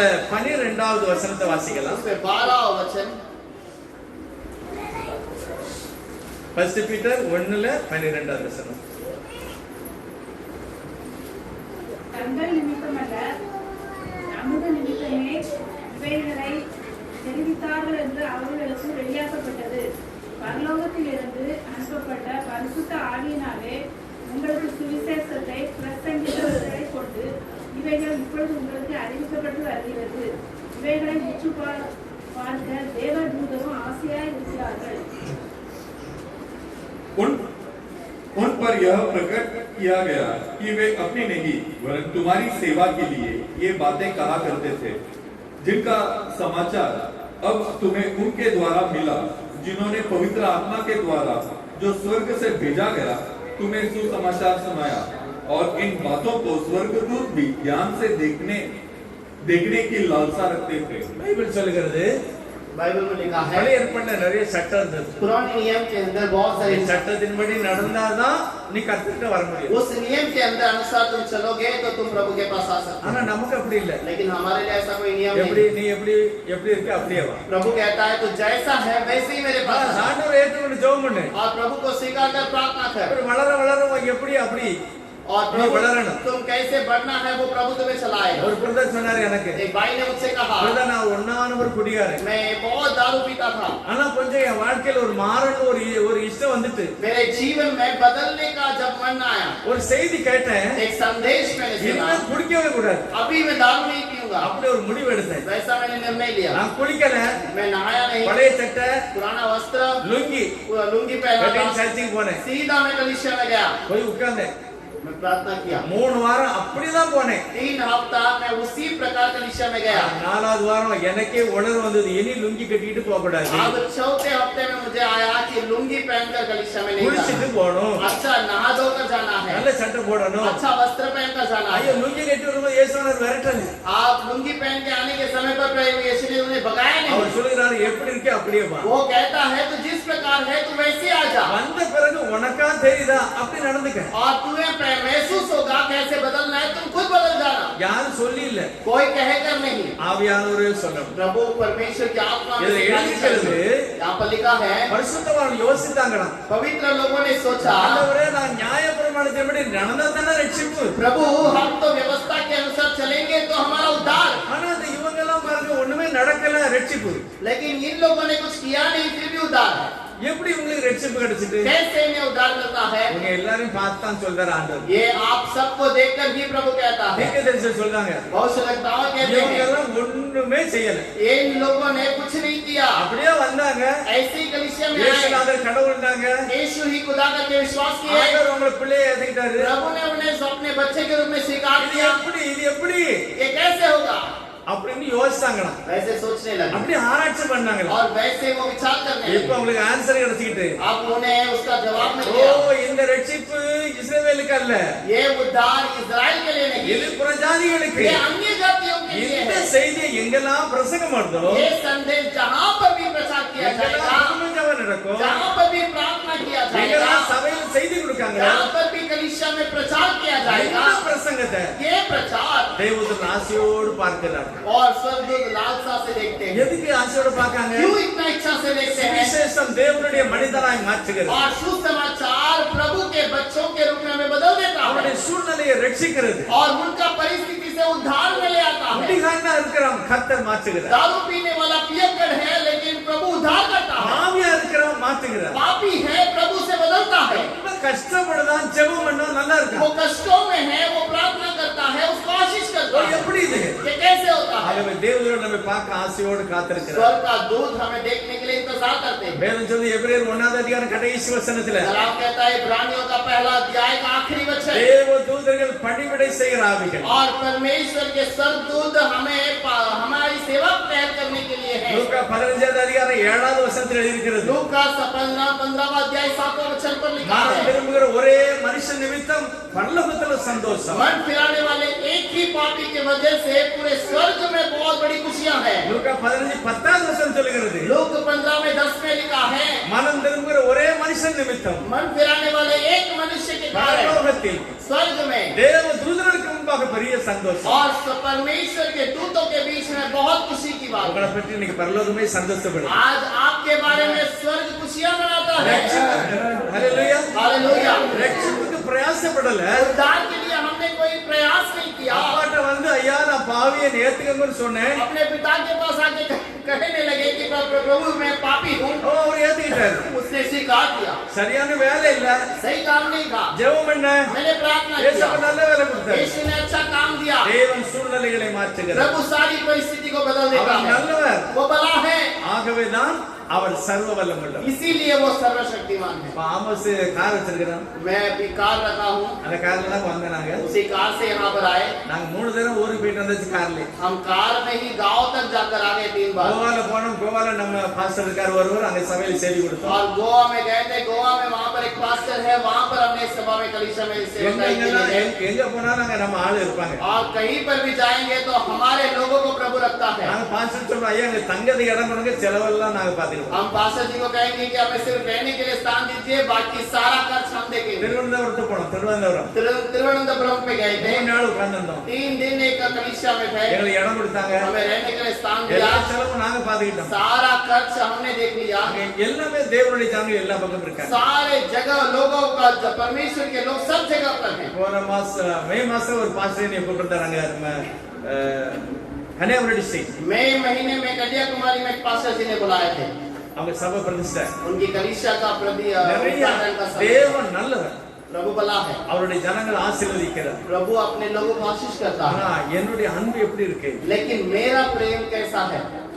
சபையில வரும்போது மட்டும் இல்ல, எப்பொழுதுமே கிறிஸ்துவை நான் நன்றி சொல்றேன். सिर्फ कलीसिया में आने के ऊपर समय पर प्रभु के ऊपर प्रेम नहीं, मेरा प्रेम हमेशा मसीह के भरोसे में रहना है। பாத்திரங்கள் உங்களுடைய இயேசுவுக்கு ஸ்தோத்திரம் சொல்லலாம். हमें बर्तन मांजने के समय पर प्रभु यीशु को धन्यवाद कह सकते हैं, சாப்பாடு ஆக்குற இயேசுவுக்கு ஸ்தோத்திரம் சொல்லலாம். खाना बनाने के समय पर यीशु को धन्यवाद कह सकते அவர் हैं। செய்த தந்தை எல்லாத்தையும் நினைச்சு நான் நன்றி சொல்ல வேண்டும். उसने हमारे लिए जो भी किया है सबको याद करके धन्यवाद स्तुति कह सकते கர்த்தர் हैं। நல்லவர். प्रभु भला है, அவர் நிறைய ஆசீர்வாதங்களை நமக்கு वो தந்திருக்கிறார். अधिक से अधिक आशीष हमें देता रहता है। எங்க வீட்டு பக்கத்துல ஒரு சிஸ்டர் இருக்காங்க.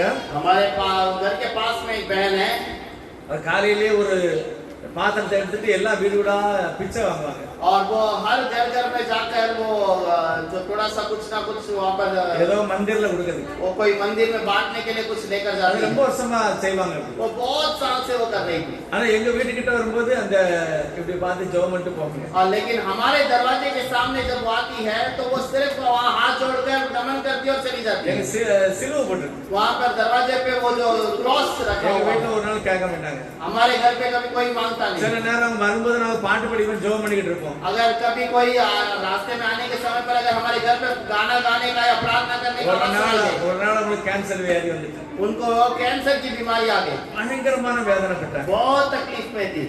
ஒரு நாள் 4 மணிக்கு வந்து கதவை தட்டினாங்க. एक बार सुबह 4 बजे आकर दरवाजा खटखटाया, பிரதர், நீங்க ஏசப்பாலே எனக்கு ஜெபம் பண்ணுங்க. आप यीशु के लोग हैं, आप मेरे लिए प्रार्थना कीजिए। 4 மணிக்கு सुबह 4 बजे பார்த்தா அந்த சகோதரி வெளியே இருந்து அழுதாங்க. वो बाहर खड़ी रह के रो रही है। கதவை திறந்து உள்ள கூப்பிட்டு கொஞ்சம் ஜெபம் பண்ணி விட்டோம். हमने एक दरवाजा खोला, उसको अंदर बिठा के थोड़ा प्रार्थना करके भेजा। ஏன் 4 மணிக்கு வரக்கூடாது, நான் ஜெபம் பண்ணக்கூடிய நேரம். और हमने कहा सुबह 4 बजे मत आना, हमारा प्रार्थना का समय है। 8 மணிக்கு பிறகு நீ வா. अब 8 बजे के बाद आराम से आइए। போவாங்க. वो जाती है। இப்படி ஒரு மாசம் வருவாங்க. वो 1 महीने तक हर दिन या बार-बार आती थी। திரும்ப ஒரு நாள் 6 மணிக்கு முன்னாலே வந்துட்டாங்க. और एक दिन सुबह 6 बजे के पहले आके, பிரதர் எனக்கு ஜெபம் பண்ணுங்க, என் உடலெல்லாம் எரியுது. भाई मेरे लिए प्रार्थना कीजिए, मेरा शरीर में जलन हो रहा है। கேன்சர் பரவிச்சு. कैंसर पूरा फैल गया। இப்போ நல்ல சுகமாயிட்டு 2 மாசம் ஆச்சு. अब 2 महीने से परिपूर्ण चंगाई के साथ हो गई। கரெக்ட்டா சபைக்கு வந்துருவாங்க. बराबर कलीसिया में आ जाती है। தேவனை நம்புகிறவங்க கூட கர்த்தர் இந்த வியாதியை சுகமாக்கி. और जब प्रभु के ऊपर भरोसा करते हैं, प्रभु परिपूर्णता से उसकी कैंसर को चंगाई कर दिया। अनेகர் பார்த்தார்கள் ஆண்டவரை. बहुत लोगों ने प्रभु को देखा। ஆனா நிறைய பேர் பார்த்துட்டு பார்க்கல.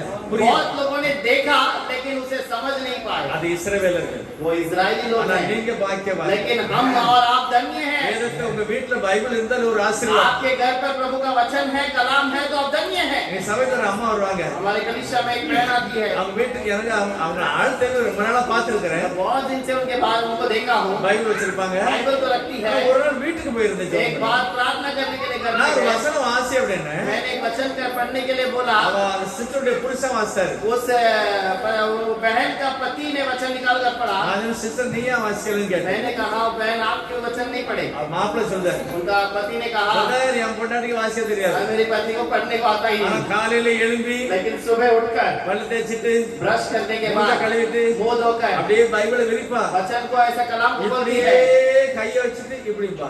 अपने हाथ को फैलाती है और ऐसे हाथ को सर पे रखती है அப்படியே கை வச்சுட்டு முத்தம் கொடுப்பா. और ऐसे हाथ रखकर छूती है। அவளுக்கு வாசிக்க தெரியாது. उसे पढ़ने नहीं आता। என்ன ஒரு அன்பு பாருங்க. प्रभु के प्रति कैसा प्रेम है। நமக்கு வாசிக்க தெரிஞ்சு வாசிக்கலன்னா अगर हमें पढ़ने के आने के बावजूद यदि हम नहीं पढ़ते हैं, வாசிக்கிற ஒரு பாக்கியவான். पढ़ने वाले धन्य हैं। அந்த வசனத்துல ஒரு ஆசீர்வாதம் நமக்கு கிடைக்கும். वो वचन का आशीष जरूर हमें मिलता है। பைபிள் சொல்லுது நீ கடன் வாங்குவதில்லை, बाइबल कहती है कि तू उधार नहीं लेगा, மற்றவங்களுக்கு கொடுப்ப. लेकिन तू उधार दूसरों को देगा। அந்த ஆசீர்வாதத்தை கர்த்தர் கேட்கணும்னா और वो उधार वैसा आशीष प्रभु से मांगिए। சிலர் இதெல்லாம் கேட்க கூடாது. कुछ लोग कहते हैं ये सब बातें मांगना அது எப்படி தருவாரு, वो कैसे प्रभु देगा, இப்படி எல்லாம் நினைக்கிறது. ऐसे सोचते हैं। என்ன வேணாலும் கேட்கணும். जो भी आपको चाहिए आप उससे मांगिए। நான் எங்க சபையில ஒரு நாள் சொன்னேன், मैंने अपने कलीसिया में एक बार कहा, நிறைய பேர் தசமா கொடுக்கிய बहुत सारे लोग दसवां देते हैं। 1 லட்சம் ரூபாய் உனக்கு சம்பளம் வந்ததுன்னா எத்தனை பேர் கொடுப்பேன்னு கேட்டேன். 1 लाख रुपया अगर पगार आता है तो कितना लोग दसवां देंगे? நிறைய பேர் கை வைக்கிறாங்க. बहुत लोगों ने हाथ उठाया। இப்போ ஒரு சிலருக்கு 1 லட்சம் ரூபாய் சம்பளம் இருக்காங்க, अब कुछ लोग 1 लाख रुपए से पगार उठाते हैं, கரெக்டா தசமா கொடுக்காங்க. बराबर दसवां देते हैं। ஏன் கொடுக்க மாட்டாரா? क्यों प्रभु नहीं देगा? ஏன் கேட்க கூடாதா? क्या उससे मांग नहीं सकते? நான் கேட்கணும். हमें मांगना है, கர்த்தர் செய்வார். वो हमें जरूर करेगा। தேவன் நல்லவர், प्रभु भला है அவர் கேட்கிற எல்லாத்தையும் கொடுப்பார். और मांगने वाले हर एक को देता है। கடைசி ஒரு சாட்சியை நான் சொல்லுகிறேன். आखिर में एक छोटी गवाही बताऊंगा। நான் ஒரு திருமணத்துக்கு போயிருந்தேன் போர்வலிக்கு. मैं बोरीवली में एक शादी में गया था। அப்போ ஒரு பெரிய ஒரு 60 வயசு இருக்கும். करीब 60 साल का एक बुजुर्ग व्यक्ति, 60 वयசு 60 साल का, அவர் ஒரு சாட்சி சொன்னார். उन्होंने गवाही दी। பிரதர் நான் இட்லி அவர் பார்க்கேன் சைக்கிள்ல. मैं साइकिल में इडली का बेचने का धंधा करता हूँ। गली गलीல போய் கொடுப்பேன் இட்லி வரான். गली गली में मैं इडली बेचता हूँ। ஒரு நாள் நாய் கடிச்சிட்டேனே. एक बार एक कुत्ते ने मुझे काट लिया। அது ஒரு டென்ஷன் எடுக்கல, मैंने उसके बारे में सोचा ही नहीं। தட்டி விட்டுட்டேன். मैं ऐसे ही उसको ऐसे लात मार के मैं चला गया। ரத்தம்லாம் வந்துட்டு मुझे बहुत खून आया, நல்லா கடிச்சிட்டு. अच्छे से उसने मेरे पूरे चमड़ी को काट लिया। குறிப்பிட்ட நாள் வந்த பிறகு थोड़े समय आने के बाद நாயே மாதிரி நான் கொலைச்சேன். मैं कुत्ते के समान भौंकने எங்க लगा। டாக்டர்ட்ட பிடிச்சு தூக்கி கொண்டு போயிட்டாங்க. डॉक्टर के पास उठाकर लेके गए அவர் டாக்டர் பார்த்து சொன்னாரு இது நாய் கடிச்ச விஷம் और அப்படின்னு. डॉक्टर ने देखते कहा ये तो कुत्ते ने इसको काटा है। எங்க கட்டுல அப்படியே கட்டிட்டாங்க, காலை கட்டியாச்சு கையை கட்டியாச்சு. और मेरे हाथ पैर को काट में बांध के रख दिया। நல்லா இன்ஜெக்ஷன்லாம் போட்டாங்க, என்னென்னமோ பண்ணாங்க. इंजेक्शन डाले, बहुत कुछ किए। என் நாக்கு வெளியே போட்டு ஆன்னு சொல்லிட்டு இருக்கேன். मैं अपने जबान को बाहर डालकर कुत्ते के तरफ हाँफने लगा வெளியே பேசுறதெல்லாம் எனக்கு உணர்வு இருக்கு. और बाहर जो लोग बोल रहे हैं वो मुझे महसूस हो रहा है। டாக்டர் என் பொண்டாட்டி சொல்றதுக்கு தெரியுது, और डॉक्टर मेरी पत्नी से जो बोल रहा है वो मैं समझ पा ஆனா रहा हूं, எனக்கு சொல்ல முடியல. लेकिन मैं बात नहीं कर पा रहा। எல்லாம் பிரயாசப்பட்டு பார்த்தாங்க. सब लोगों ने मेहनत किया। காலையிலே கொண்டு போயிடுச்சு. सुबह मुझे लेकर गए, சாயங்காலம் ஒரு 5 மணிக்கு டாக்டர் இப்போ வீட்டுக்கு போறாரு. शाम को डॉक्टर अभी घर पे जा रहा है। நர்ஸ் கூப்பிட்டாரு. नर्स को बुलाया। நான் எனக்கு எல்லாம் புரியுது, ஆனா எனக்கு பேச முடியாது. मैं सब कुछ समझ पा रहा हूँ, देख पा रहा हूँ, लेकिन मैं बातें नहीं कर நான் पा அப்படியே रहा। நாய் நாய் மாதிரி துள்ள பாக்க मैं कुत्ते के समान उछल रहा हूँ। அவர் சொன்னாரு இந்த கேஸுங்க 1 ஹவர்ல இறந்துரும். ये आदमी अब 1 घंटे में मर जाएगा। அதனால இறந்த பிறகு எல்லாம் நீங்க ரெடி பண்ணி ஃபார்ம் எல்லாம் நிறைச்சி நான் வச்சிருக்கிறேன், நான் கையெழுத்து போட்டு வச்சிருக்கிறேன், அந்த ஆட்கள் வரும்போது கொடுத்தது. और वो इसके परिवार वाले आएंगे तो ये मर जाएगा 1 घंटे में, इसका पूरा फॉर्म साइन करके रखा है, आप पूरा भर के उनके परिवार को दे दीजिए। என்னைய கூப்பிடாது, मुझे बुलाना नहीं। ஜோ எல்லாம் வேணுமோ எழுதிட்டேன். और मैंने जो भी चाहिए सब लिख के साइन करके ஆனா रखा இது है। எனக்கு கேக்கு. ये मुझे सुनाई दे रहा என் है। பொண்டாட்டி வெளியே போட்டு இயேசுவே ரட்சி இயேசுவே ரட்சின்னு அழுதா. मेरी पत्नी बाहर खड़े रह के यीशु उद्धार कीजिए करके रो रही அவ है। அழுது ஜோமடுதா. वो रोकर प्रार्थना அது कर रही கிறிஸ்துவ है। ஃபேமிலி. वो मसीहा का परिवार है। ஏசப்பாய புருஷனை ரட்சிங்க. यीशु मेरे परिवार का, मेरे पति का उद्धार कर। ஆனா அந்த 1 ஹவர் அந்த பொண்டாட்டிக்கு தெரியாது. लेकिन ये 1 घंटे में मरेगा, ये बात वो सब उनकी पत्नी को नहीं அது पता, அவருக்கு தெரியும். और उनको पता है। அவர் ஜோமன வருது வாய் ஆனா ஜோமன முடியும். और वो प्रार्थना करने के लिए विचार में है, लेकिन प्रार्थना जबान से नहीं निकल रहा। கரெக்ட்டா 1 மணி நேரம் ஆச்சு.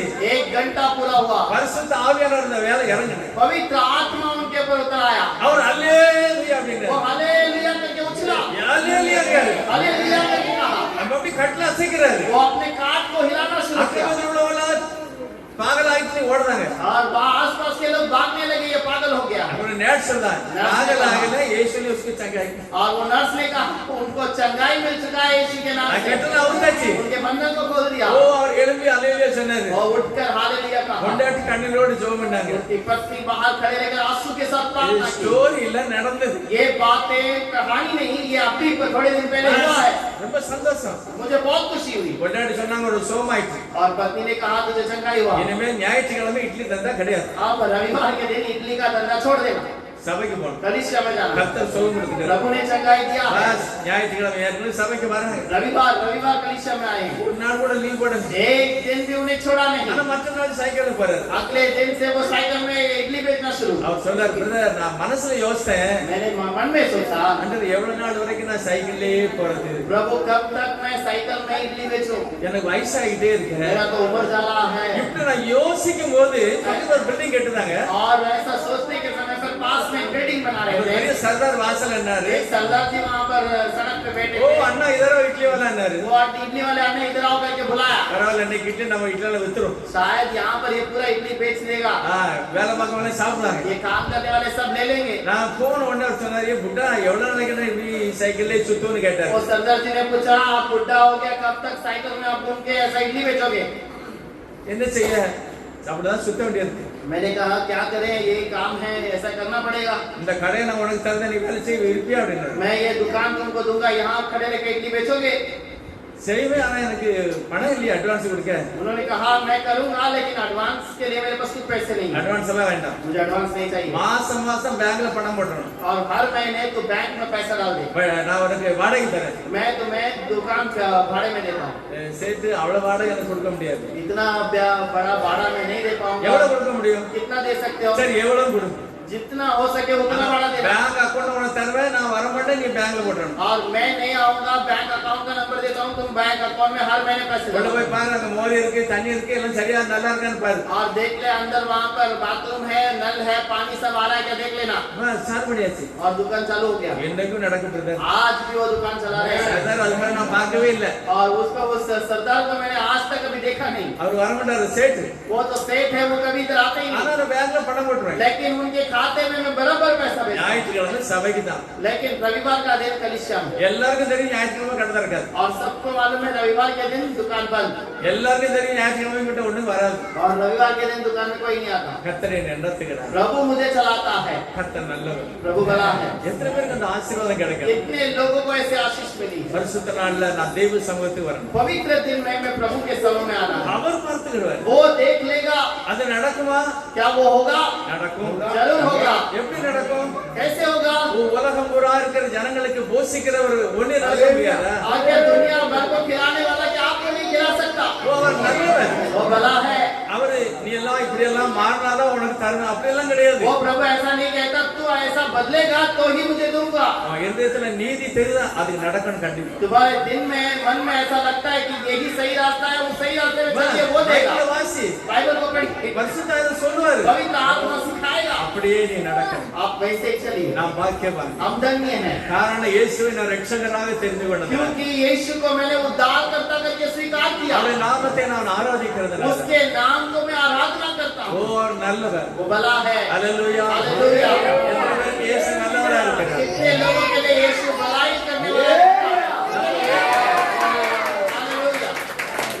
அவர் மகிமையான காரியங்களை वो செய்தார். महिमा के कार्यों को அவர் करता है। கல்வாரி சிலுவையில நமக்காக ரத்தம் சிந்தினார். कलवरी क्रूस पर हमारे लिए मर गया। ஆகவே என்னுடைய பாவத்தை அக்கிரமங்களை அவர் மன்னிப்பார். मेरे पाप और अधर्म को उसने क्षमा किया। என்னுடைய குடும்பங்களை அவர் ரட்சிப்பார். मेरे परिवार का उद्धार वो करता है। அடிக்கடி வேதனைப்படுத்துற அந்த வியாதியை இயேசு எடுத்து போடுவார். और बार बार तकलीफ देने वाले बीमारी को यीशु चंगा करता है। பலவீனமா இருக்கா அவன் எண்ணெய் ஜோமணி போடு கர்த்தர் क्या சுகமாக்குவார். कमजोर है थोड़ा तेल से प्रार्थना करके लगाइए, प्रभु चंगा करेगा। இயேசு சொல்லியிருக்கிறார். यीशु कहता है, ஐயா நீ சொன்னபடி நான் செய்திருக்கிறேன் प्रभु சொல்லணும். आपने कहा इसीलिए मैंने ये किया, आपको चंगा करना है। நான் போட்டுட்டேன். मैंने तेल तो लगा दिया। நீங்க சுகமாட்டலன்னா அப்புறம் நான் உங்க மேல வருத்தப்படுவேன். आज चंगाई आप नहीं करेंगे तो आपके ऊपर मुझे गुस्सा करना पड़ेगा। கண்டிப்பா சொல்லணும். जरूर कह सकते हैं। ஜெபம் பண்ணும்போது கர்த்தர் ஆசீர்வதிப்பார். हम जब प्रार्थना करते हैं तो वो जरूर आशीष करता எல்லாம் है। மாங்க பட்டி ஜெபம் हम सब घुटने में आके प्रार्थना करेंगे। मेरे कारण को घायल हुआ, मेरे पाप को उठा लिया, मेरे कारण को घायल हुआ, मेरे पाप को उठा लिया, जैसे माता संभालती है वैसे यीशु संभालेगा, जैसे माता संभालती है वैसे यीशु संभालेगा। Hallelujah, hallelujah, hallelujah, hallelujah, hallelujah, hallelujah, hallelujah, hallelujah. Praise the Lord. நம்ம எல்லாரும் சொல்றோம். हम सब प्रार्थना करेंगे। எல்லாரும் சொல்றோம். हम सब प्रार्थना करेंगे। ஏசப்பா நோக்கி நம்ம சொல்றோம். यीशु की ओर देखकर प्रार्थना करें। கர்த்தரை தெய்வமாய் கொண்ட ஜனம் பாக்கியவான்கள். प्रभु को जो खुदा करके स्वीकार करता है वो धन्य है। சகோதரி நீங்களே இங்க வரல. और हे भाई बहन, आप खुद यहाँ नहीं आए, ஏசப்பா தான் நம்மள கொண்டு வந்திருக்கார். यीशु आपको यहाँ ले आया है। இந்த கிராமத்துல எத்தனையோ ஜனங்கள் இருக்காங்க. इस नगर में, इस गांव में बहुत सारे लोग हैं, ஆனா தேவன் நம்மளை முன்குறித்தார். लेकिन उसने हमें चुना है। அவர் நல்லவர். वो भला है। இன்னும் மற்றவங்களும் இந்த ரட்சிப்பை பெற்றுக்கொள்ளணும். ये उद्धार को और भी लोग पाने चाहिए। அக்கமத்தில் உள்ள ஜனங்கள் ரட்சிக்கப்படணும். आस पास के रहने वाले लोग पाने चाहिए। முதலாவது தேவனுடைய ராஜ்யத்தை நீதியை தேடுங்க. पहले परमेश्वर के राज्य को और उसकी धार्मिकता को खोज में रखिए, எல்லாம் கர்த்தர் கூட தருவார். बाकी सारी बातें आपको मिलती रहेगी। ஜெபம் பண்ணுவோம். ஏசப்பா நோக்கி ஜெபம் பண்ணுவோம். यीशु की ओर देखकर प्रार्थना करें। எல்லாரும் அவங்க தேவைக்காக ஜெபம் பண்ணுவோம். अपने अपने जरूरतों के लिए प्रार्थना करें। ஏசப்பா நான் வேத வாசிக்கிறேன். और ईश्वर में कलाम पढ़ूंगा, நான் நம்புகிறேன். मैं आपको भरोसा करता हूँ, நீர் என்னை ரட்சிப்பீர். आप मेरा उद्धार कीजिए என் மனைவி என் கணவனை ரட்சிப்பீர். और मेरा पति, मेरे पत्नी, मेरे परिवार को उद्धार என் कीजिए, பிள்ளைகளை நல்ல சுகமாக்கும். मेरे बच्चों को चंगाई कीजिए। நான் கடனே வாங்கக்கூடாது मैं ஏசப்பா. दूसरे से कभी उद्धार नहीं लेना என்னை चाहती, ஆசீர்வதிங்க मुझे ஏசப்பா. आशीष दीजिए என்னுடைய சம்பளத்துல கூட்டுதல் தாருங்க. और मेरे पगार को बढ़ाइए, என்னுடைய வியாபாரத்துல ஆசீர்வாதம் தாருங்க. मेरे काम धंधे को आशीष कीजिए, என் வீட்டுல அப்பூட்டை தண்ணீரை ஆசீர்வதிங்க. मेरे घर के अंदर रोटी और पानी को आशीष நான் कीजिए। ஒரு நாளும் மறக்க மாட்டேன். मैं कभी आपको नहीं நான் भूलूंगा, நம்மோடு வரவே தருவேன். मैं आपके साथ सर्वदा रहूंगा। ஒரு நாளும் ஞாயிற்றுக்கிழமை நான் வேலை செய்ய மாட்டேன். कभी भी रविवार के दिन में और कोई काम நான் न करूंगा, பரிசுத்தமுள்ள தெய்வத்தை ஆராதிப்பேன். मैं पवित्र प्रभु तुझे आराधना करूंगा। என்னால முடியாது. मुझसे नहीं हो पाएगा, நீங்க उदவி செய்யுங்க. लेकिन आप मेरा मदद நீங்க कीजिए, உதவி செய்யுங்க. आप मदद कीजिए। ஏசப்பா, यीशु को धन्यवाद। எல்லாரும் கர்த்தர் நன்றி சொல்லுங்க. हम सब यीशु को स्तुति करें। கர்த்தர் நம்முடைய ஜெபங்களை கேட்டார். प्रभु ने हमारी प्रार्थना को सुना அவர் அநேகரை சுகமாக்குகிறார். और वो हर एक को चंगाई करता அவர் है, ரட்சிக்கிறவர். वो उद्धार करता है, விடுதலையாக்குகிறவர். वो छुटकारा देता है, ஆசீர்வதிக்கிறவர். आशीष करता है। கர்த்தருக்கு ஸ்தோத்திரம். प्रभु को धन्यवाद दो। எல்லா துதி கனம்